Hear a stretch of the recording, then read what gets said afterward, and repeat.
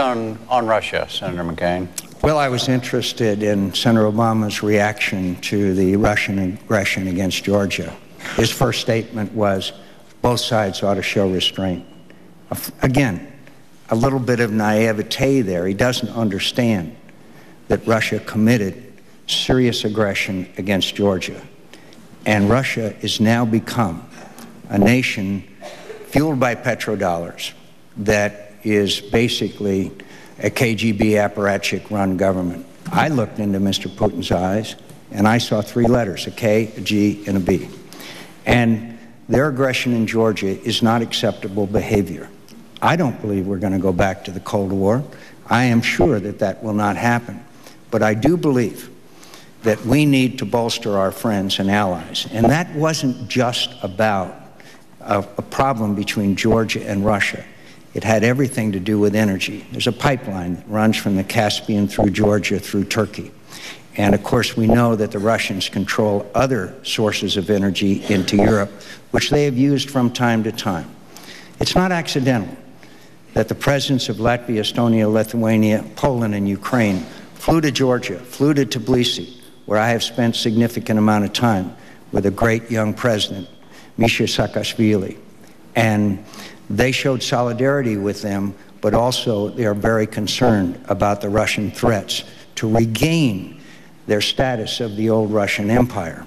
Now, I think the Russians ought to understand that we will support, we the United States, will support the inclusion of Georgia and Ukraine and the natural process, inclusion into NATO.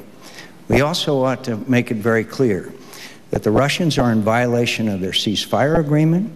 They have stationed additional troops in Abkhazia and South Ossetia.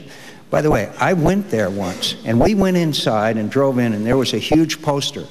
And this is Georgian territory, and there was a huge picture of Vladimir Putin, and it said, Vladimir Putin, our president. It was very clear the Russian intentions towards Georgia. They were just waiting to seize the opportunity. So this is a very difficult situation. We want to work with the Russians, but we also have every right to expect the Russians to behave in a fashion in keeping with a country who respects international boundaries and the norms of international behavior. And watch Ukraine. This whole thing has got a lot to do with Ukraine, Crimea, the base of the Russian fleet in Sevastopol, and the breakdown of the political process in Ukraine between Tymoshenko and Yushchenko is a very serious problem. So watch Ukraine, and let's make sure that the Ukrainians understand that we are their friend and ally. We've got time for one more lead question segment. We're way out of. You could be a quick response, and no we'll one go to the from next. Arizona is against solar.